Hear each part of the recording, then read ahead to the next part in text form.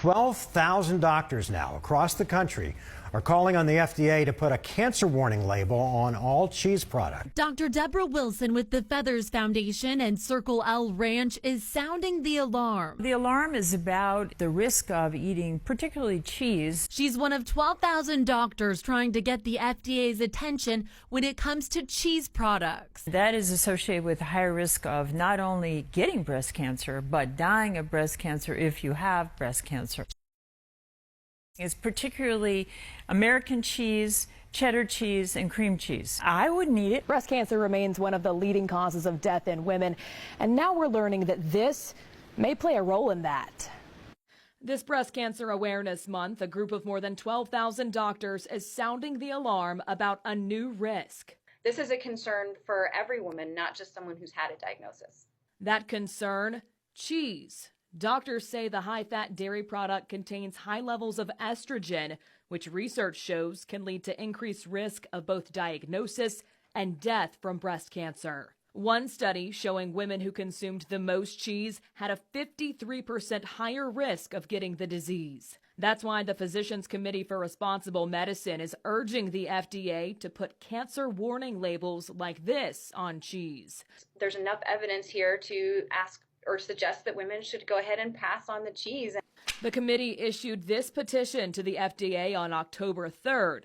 No response so far, though it has generally opposed adding warning labels to foods and drinks. Crosby, however, is optimistic about the plea, hoping it will require manufacturers to do more to promote breast cancer awareness than just slap a pink ribbon on products. Which makes it look like these foods might be beneficial for breast cancer, or at the very least not harmful, when really it appears that the opposite is true. It just sends my blood pressure up a little bit.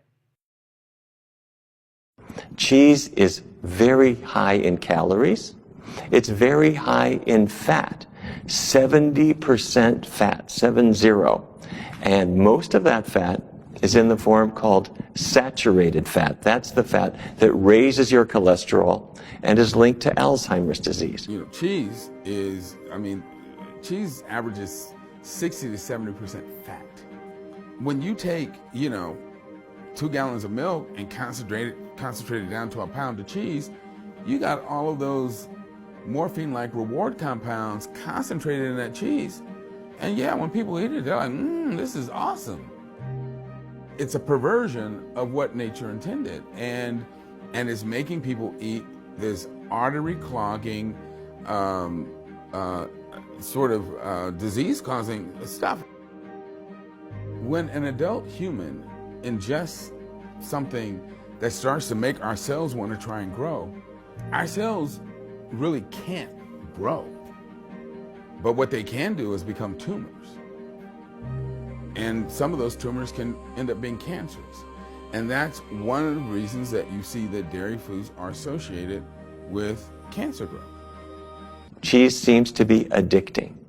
People get hooked on cheese, and they want it every day. And because it's high in calories and fat, they gain weight. Because it's high in cholesterol as well as the bad fat, their cholesterol levels go up. And it's high in sodium too, so their blood pressure gets worse. And studies have shown that people that eat dairy foods on a regular basis have higher levels of a hormone called IGF, insulin-like growth factor. And insulin-like growth factor is a known cancer promoter. There's nothing about having excess hormones in the body that benefits the body. If anything, it overtaxes the organs, and as I said, over the long haul, will lead to disease. Hi, I'm Dr. Neil Barnard. I've got 3 facts about cheese that you need to know about. The first is, if somebody hasn't washed their feet in a good long time, you don't want to sit too near them. That's because Brevibacteria on their skin are producing these smelly compounds.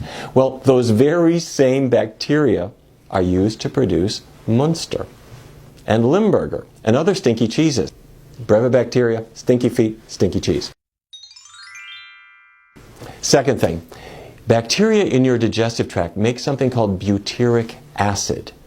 And bacteria used to produce cheeses make the very same butyric acid. So if you ever thought Parmesan smells a little like vomit, it's because it's exactly the same thing. Fact number 3. If you got on a plane and went to Sardinia, off the coast of Italy, there's a cheese called pecorino, and local aficionados allow flies to lay their eggs in the pecorino, and it starts, as the maggots hatch, they start to digest the cheese, creating this massive glop called casu marzu, and the maggots can actually jump. So you spread it very quickly on some flatbread, and you put a card under your nose as you shove the casu marzu into your mouth, hoping not to get struck by a leaping maggot. Pretty, isn't it? The dietary guidelines need to be changed so that the dairy recommendation is removed entirely. As I said, dairy is not a food, it's a material. And, you know, you can choose to do it, but you don't have to. And because of the health consequences, you shouldn't. So if you're thinking about which foods should I break free from, number 1 on the list ought to be cheese.